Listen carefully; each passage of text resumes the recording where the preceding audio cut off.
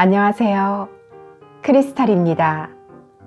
오늘은 우리나라 역사상 가장 뛰어난 학자로 평가받는 다산 정약용의 편지와 함께 시작하는 마음 공부 책입니다. 다산 정약용의 편지를 저자만의 방식으로 해석해서 삶의 의미와 흥미진진한 이야기들을 담은 책 다산의 마지막 편지를 소개합니다. 다산의 마지막 편지는 인문학 강사인 박석현 님이 저술한 책으로 저자가 자신이 지어놓은 소박한 집에 다산을 모셔와 차 한 잔 대접하며 대화를 나누는 심정으로 글을 썼다고 합니다.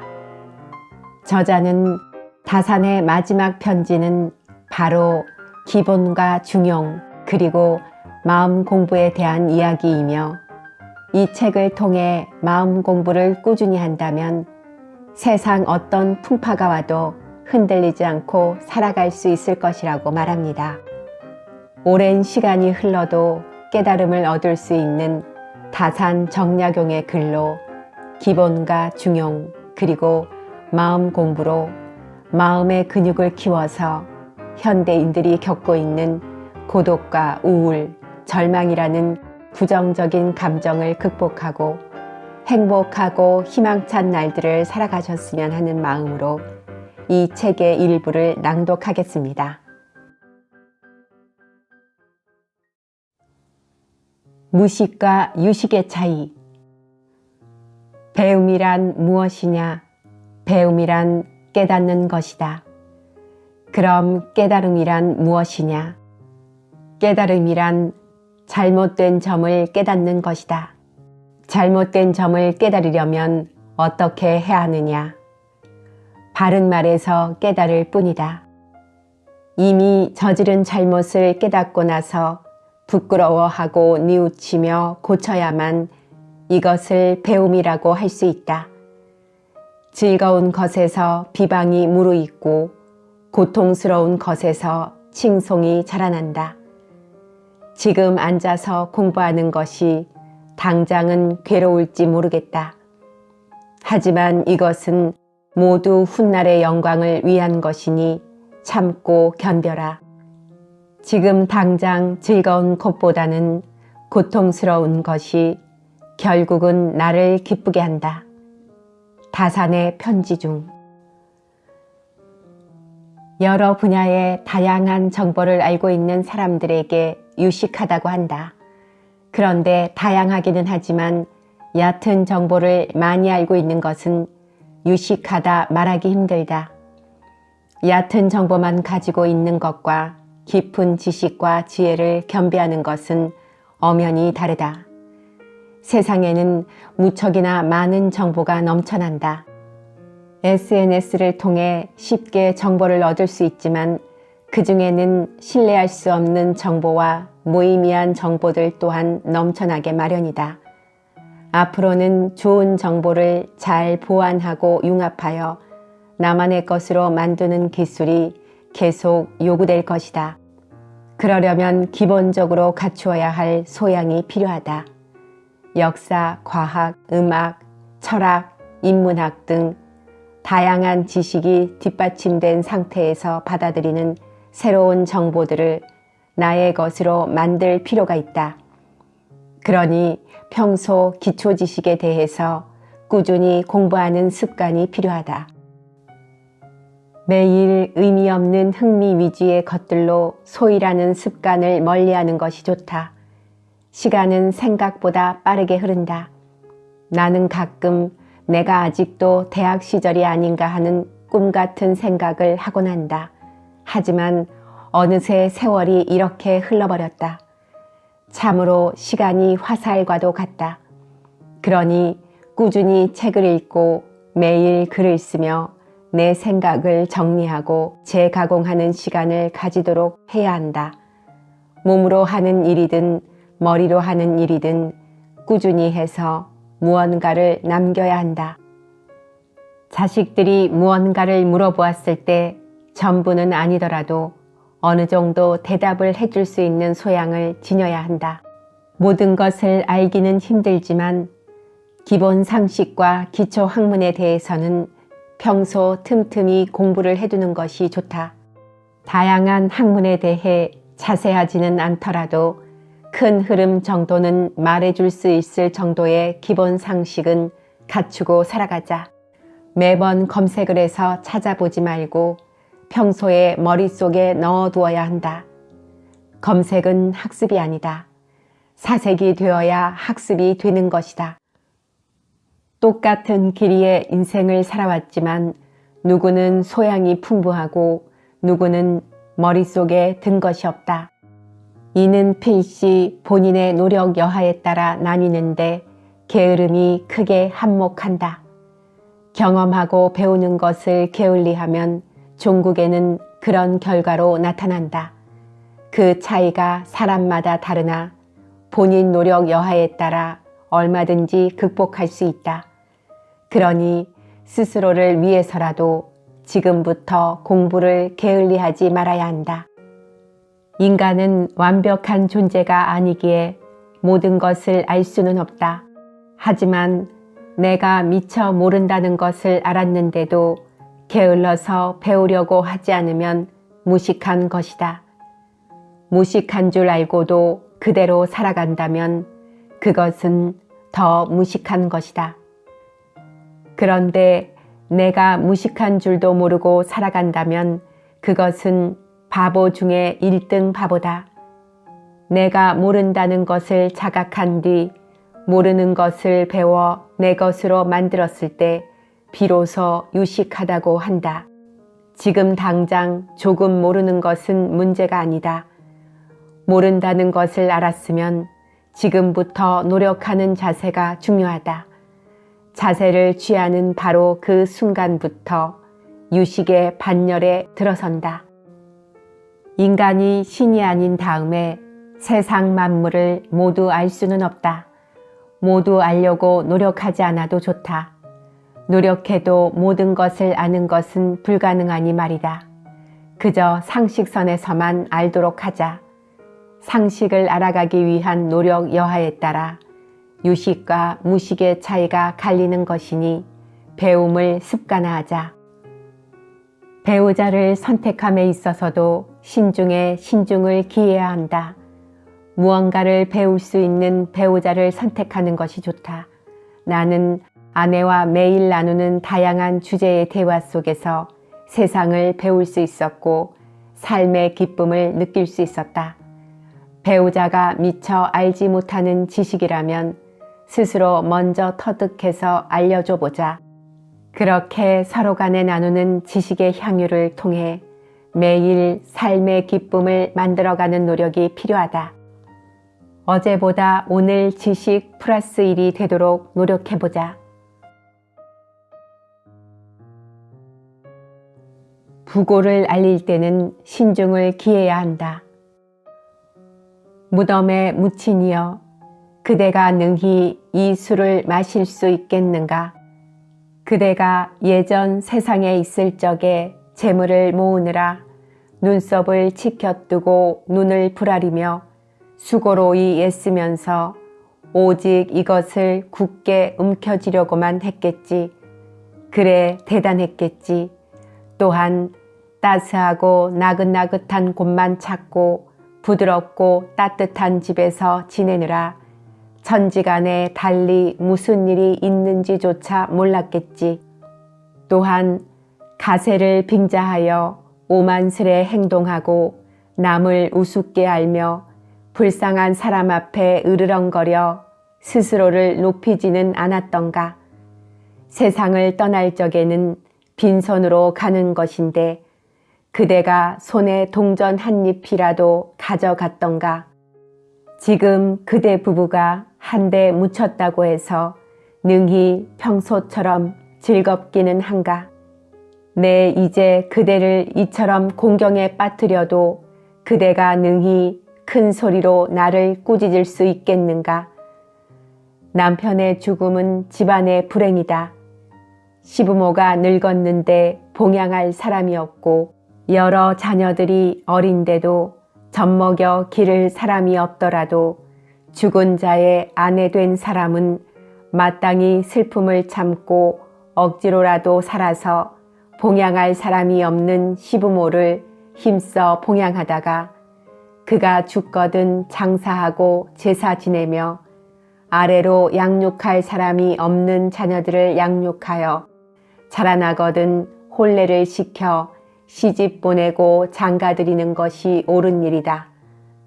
하루아침에 모질게도 스스로 제 마음속에 작정하기를 남편 한 사람이 죽었으니 나한테 시부모 될 사람도 없고 남편 한 사람이 죽었으니 나한테 자식도 없다 하여 회때에 스스로 목을 메어 돌아보지도 않는다면 이와 같은 사람이 어찌 모질고 잔인하지 않으며 크게 불효하고 크게 무자비한 사람이 아니겠는가. 다산의 편지 중 가깝지도 멀지도 않은 사이일수록 더욱 신중해야 한다. 조부모와 부모의 상을 치르며 우리는 한결 성숙해진다. 비로소 조금씩 어른이 되어가는 과정을 거친다. 그리고 장래 문화에 대해서 조금씩 알아간다. 누구나 장래는 처음 겪는 일이고 인생을 통틀어 얼마 일어나지 않는 일이라 마주할 때마다 생소하고 당황스럽다. 지난달에 장인어른이 돌아가셨다. 코로나로 응급실에 가신 지 정확히 20일 만의 일이다. 부고 소식을 누구에게까지 연락을 해야 하나 망설일 필요도 없었다. 연락을 하지 않으면 서운해할 평소 가까운 지인들에게만 연락을 했다. 직접 부고를 알린 지인들은 방문을 해주신 분들도 있고 멀리서 조의금만 보내신 분들도 있다. 혹시 알리지 않아서 서운해할 분들이 있을지도 몰라서 SNS에 부고를 올렸다. 부담을 주지 않기 위해서 인물을 특정하지 않고 모두가 볼 수 있는 공간에 글을 남긴 것이다. 만일 SNS를 통해 소식을 접했더라도 마음이 없는 경우에는 미처 보지 못해서 몰랐다는 핑곗거리라도 있으니 상대의 마음을 조금 편안하게 해주려는 심산이었다. 고마운 것은 SNS를 통해 간접적으로 소식을 접한 후 조의금을 보내며 연락을 한 분들이다. 예상치 못한 분들의 연락을 받고 그분들의 마음을 느낄 수 있었다. 경조사 같은 일을 겪고 나면 인간관계를 재정립하게 된다. 고마운 사람과 서운한 사람이 극명하게 나뉜다. 사람이라 충분히 그럴 수 있다. 그런데 부고를 알리는 것이 예의인 사람이 있고 알리지 않는 것이 오히려 예의인 사람이 있다. 일면식만 있는 사이에 부고 소식을 알리는 것은 상당히 신뢰되는 일이다. 학교를 졸업한 후 수십 년 동안 연락이 없던 동창이 어느 날 경조사 소식을 보내온다면 이는 황당함을 넘어서 괘씸한 마음이 든다. 주위에 오지랖 넓은 인물이 소식을 알리는 것도 삼가야겠지만 본인이 직접 소식을 전하는 일은 더더욱 신중을 기해야 한다. 알리지 말아야 할 상대에게 경조사를 알리는 것은 회신을 하지 않는 사람의 잘못이 아니라 알린 사람의 잘못이다. 그로 인해 서운함을 느끼고 인간관계를 정리해야겠다는 생각이 들 수도 있다. 하지만 그런 생각은 예의 없는 연락을 받은 상대가 나보다 먼저 할 수도 있다고 생각하는 것이 좋다. 경조사를 알리는 것을 상대를 테스트하는 수단으로 삼아서는 안 된다. 연락처에 있는 모두에게 연락을 한 후 부조를 하면 좋고 안 하면 그만이라는 생각을 해서는 안 된다. 꼭 필요한 사람에게만 연락하고 그렇지 않은 상대라면 넘겨야 한다. 차라리 알리지 않아서 서운한 것이 낫다. 나중에 알게 되더라도 내가 상대를 위하는 마음에서 그리 했다고 이해한다면 이내 섭섭함은 사그라진다. 하지만 알리지 않아야 할 상대에게 알려서 신뢰를 범한다면 이는 상대에게 속물처럼 비쳐 인간관계 단절로 이어질 수 있다. 알리지 않아서 조금 섭섭하고 마는 것이 낫지 굳이 알려서 염치 없다는 소리를 들을 필요가 없다. 그런 사람이야 있겠냐마는 내 가족의 죽음을 결코 돈벌이의 수단으로 삼으면 안 된다. 경조사에 부조금을 내는 것이 일종의 품앗이 문화로 자리하고 있다. 내가 경조사를 빠지지 않고 다녔으면 그것으로 그쳐야 한다. 상대도 오면 고마운 일이나 오지 않아도 그뿐이다. 마음이 거기까지인데 그것을 어찌하겠는가. 뿌린 만큼 거둔다는 마음을 거둬야 한다. 가서 식사 한 끼 하는 비용이라 생각하는 것이 정신 건강에 좋다. 오랜만에 얼굴 보고 인사 나눈다는 생각으로 가는 것이 좋다. 물론 예의가 있는 사람이라면 왔으면 당연히 가고 갔으면 당연히 와야 하는 것이겠지만 세상에 당연한 것 또한 없다. 그러니 애초에 연락을 할 상대와 그렇지 않을 상대를 신중하게 따져볼 필요가 있다. 부조금 모아서 부자 되는 사람 못 봤다. 경조사에 손님이 얼마나 오는가를 보고 상주가 평소 얼마나 잘 살았는지 그의 사회생활을 평가할 수 있는 기준이 된다고 한다. 나처럼 사람을 절제하며 가려서 만나는 사람의 경조사에 온다면 평소 잘못 살았다고 할지도 모르겠다. 정승집에 개가 죽으면 문지방이 닳아 없어지도록 문상객들이 문전성시를 이루지만 정승이 죽으면 개미 한 마리 얼씬하지 않는다는 말이 있다. 내 장례식에 과연 누가 올지를 생각해보자. 평소 마음을 나눈 이들 몇몇이 참석해준다면 그야말로 진정 잘 살았다고 말할 수 있는 인생이 아닐까. 부고를 알릴 때는 신중을 기하자. 하늘 소풍. 좋은 삶 부여받아 세상에 태어나서 부모의 사랑 속에 나날이 행복했네. 사내로 성장하여 당신을 만나고서 세상의 모든 행복 한없이 느꼈었네. 소중한 아이들을 낳아서 기르면서 꽃 같은 젊은 시절 우리가 함께하니 자식은 성장하여 하나둘 떠나가고 어느새 남은 것은 또다시 당신과 나. 지나온 시간들을 추억 속 그날들을 돌이켜 생각하니 후회만 남는구려. 못해본 그 한마디 당신께 고맙구려. 지금껏 함께해줘 고맙네 이 사람아. 세월의 흔적 따라 하나둘 늘어나는 당신의 주름살을 무심코 쳐다보니 이 못난 나를 만나 고생만 시킨 듯해 참말로 미안하오 미안해 어이할꼬.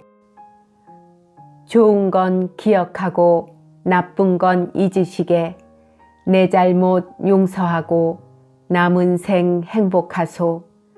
나 먼저 하늘 소풍 떠나가 있을 테니 당신은 좋은 세상 천천히 놀다 오게. 이 세상 모든 행복, 이 세상 모든 기쁨 천천히 누리면서 즐기다 오시게나. 고맙고 미안하오 한평생 함께해줘.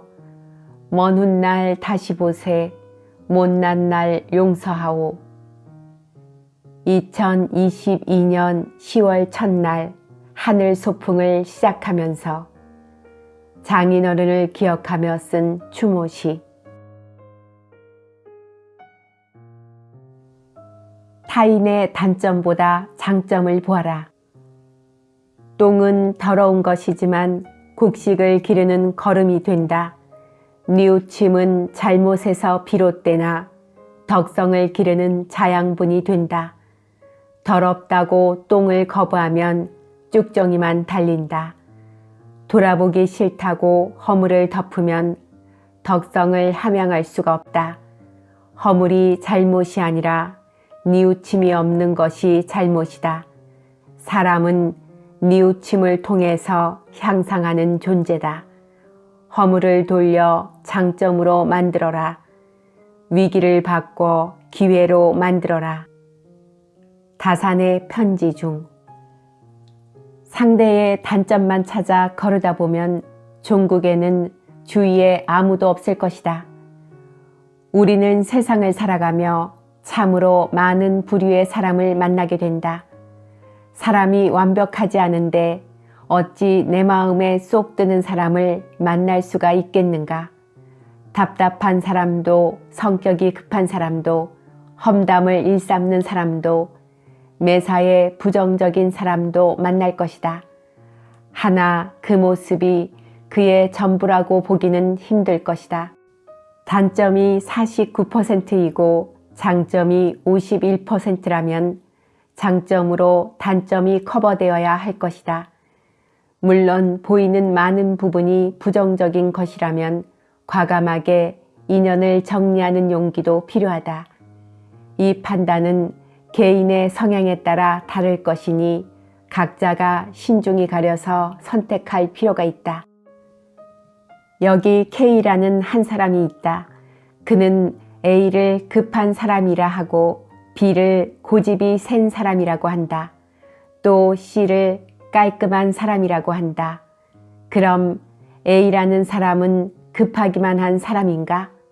B라는 사람은 고집만 센 사람이고 C라는 사람은 깔끔하기만 한 사람인가?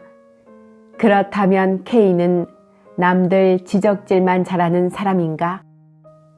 모두 틀렸다. A에게는 급한 면도 있고 B가 고집이 센 부분도 있고 C는 깔끔한 면도 있다. K도 사람에 대한 평가를 잘 내리는 부분이 있다. 상대에게서 나타나는 어떤 모습은 그 사람의 극히 일부분이다. A에게 급한 면이 있으면 다른 쪽으로는 느긋한 부분이 있고 섬세한 부분도 있고 천하태평인 부분도 있을 것이다. 한 사람을 이루는 것은 겉으로 보이는 어느 한 부분만이 아니다. 보이지 않는 부분들까지 모여 한 사람이 형성되는 것이다. 그러니 누군가를 평가할 때는 A는 급한 사람이야 보다는 A에게는 급한 부분도 있어 라고 이해를 하는 것이 좋다. 누구나 A에서 Z까지의 모습을 가지고 있는데 A만 보고 일반화의 오류를 범하면 안 된다. 상대의 단점을 찾기 이전에 나의 단점을 한 번쯤 생각해 보는 것도 좋겠다. 시간을 내어 노트에 한번 써보자. 나의 장점과 단점은 무엇인지 스스로가 알고 그것을 깨우친다면 섣불리 남의 단점을 들추어내는 어리석음을 범하지 않을 것이다. 나도 살아오며 많은 사람과 인연을 정리했다. 상대의 장점보다 단점이 많아서 그런 것이 아니다. 그저 나와는 너무 안 맞는 상대에게서 오는 피곤함이 이유다. 나와 안 맞는 상대에게 굳이 맞추려고 노력할 필요는 없다. 그 시간에 더 좋은 인연을 만나 더 깊은 관계를 만들어가는 것이 현명하다. 살아가며 나와 꼭 맞는 사람은 정말 만나기 힘든 법이다. 그러니 나와 상대의 장단점을 잘 분간하여 좋은 인연을 만들어 가도록 노력할 필요가 있다. 어느 한 사람이 나와 참 안 맞는 상대라고 생각한 경우가 있었다. 하지만 시간이 지나고 보니 내가 그를 잘 알지 못했던 것이다. 그 후로 그의 장점이 보이기 시작했다. 그렇게 달라진 시선 속에서 그의 장점을 하나씩 찾게 되었다. 좋은 관계를 만들기 위해서는 내가 먼저 손을 내미는 것이 좋다. 누구든 받는 것을 좋아하지 않겠는가? 내가 먼저 받기를 바라고 있으면 그 관계는 발전해 나가기 힘들다.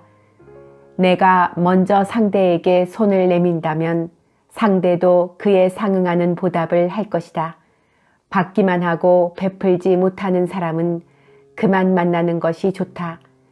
그러나 보통의 사람은 하나를 받았으면 하나를 주는 도리를 알 것이다. 그러니 먼저 베풀어 보자. 물질적인 것이어도 좋고 마음을 나누는 것이어도 좋다. 부부간에도 100% 맞는 법이 없다. 부모 자식 간에도 그것은 마찬가지다. 그러니 살아가며 상대의 장점을 보도록 노력하여 좋은 사람을 많이 만들자. 그렇게 만든 인연이야말로 훗날 내 삶의 큰 무기가 될 것이다. 염치가 있어야 한다. 재물의 이익 앞에서 인간의 존엄이나 품위는 간대가 없다. 돈을 많이 벌 수만 있다면 사람들은 못하는 짓이 없다. 거짓말도 천연덕스럽게 하고 한바탕 싸움도 서슴지 않는다. 고리채로 이웃의 고열을 빨고 목적을 위해 수단 방법을 가리지 않는다. 이웃을 슬슬 피하고 친척들이 발길을 끊어도 눈 하나 꿈쩍하지 않는다. 산처럼 재물을 쌓아놓고 혼자 고립되어 산다. 그렇게 악을 써서 모은 재물은 결국 자손 때에 가서 노름과 주색 잡기로 순식간에 탕진되어 흔적조차 없게 된다. 누구를 위해 그 재물을 모았던가, 무엇을 위해 그 재물을 쌓았던가. 다산의 편지 중 부끄러움을 모르는 사람은 멀리하는 것이 좋다. 사람은 자고로 염치가 있어야 한다. 체면을 차릴 줄 알며 부끄러움을 알아야 한다는 말이다. 주위를 보면 철면피 같은 사람을 종종 볼 수 있다. 말 그대로 새로 낚아죽을 만들었는지 뻔뻔함의 극치를 보여주는 경우가 있다. 정치인들에게서 많이 찾아볼 수 있지만 이는 비단 그들에게만 국한된 것이 아니다. 살아가며 우리 주변에서도 어렵지 않게 만날 수 있다. 혹시라도 살아가면서 부끄러움을 모르는 사람을 만난다면 무척 조심하는 것이 좋다. 본인은 하고 싶은 모든 것들을 하고 다니면서 매번 얻어먹기만 하고 남에게 밥 한 끼 살 줄 모르는 사람이 있다. 이런 부류의 사람은 가까이에서 좋을 것이 없다. 응당 받았으면 베풀어야 하는 것이 도리다. 짐승은 부끄러움을 모른다. 유일하게 인간만이 부끄러움을 안다. 부끄러움을 모른다면 그것이야말로 짐승과 다를 바 없다. 그런 사람은 타고난 천성이든 먹고 살기 위해서 그렇게 하는 것이든 멀리하는 것이 좋다. 본인의 이익을 위해서라면 사람이 지켜야 할 최소한의 부끄러움 정도는 나 몰라라 하는 것이니 가까이 하는 것을 늘 경계하는 것이 좋다. 남의 공을 가로채는 것도 매 한 가지다. 염치가 있는 사람이라면 공과 사를 명확히 구분해야 한다. 가와 실도 명확히 구분할 줄 알아야 한다. 남의 공을 가로채는 사람은 염치가 없는 부류 중 가장 최악이라고 할 수 있다. 보통의 경우 염치가 없으면 눈치도 없거니와 어리석은 경우가 대부분이다. 남의 공을 가로채는 사람은 거기에 더해 타인에게 피해까지 주니 가까이 할 이유가 결코 없다. 만일 한 번의 실수라면 이내 잘못을 깨닫고 사과를 할 경우 넘어가 줄 수 있다. 하지만 보통은 본인의 잘못을 깨닫지 못하거나 깨닫는다고 하더라도 사과하지 않는 경우가 많다. 이는 실수가 아닌 고의로 행하였거나 그 사람의 인성이 본디 그러한 것이니 가까이 하지 않는 것이 좋다. 다른 사람만 생각할 일이 아니다. 나 역시도 어떻게 살아가고 있는지 평소에 스스로의 마음을 잘 돌아보는 습관을 가지는 것이 좋다. 사람은 남의 잘못은 크게 생각하고 나의 잘못은 아무렇지 않게 생각하는 경우가 많다. 그러니 늘 마음 공부를 게을리하면 안 된다.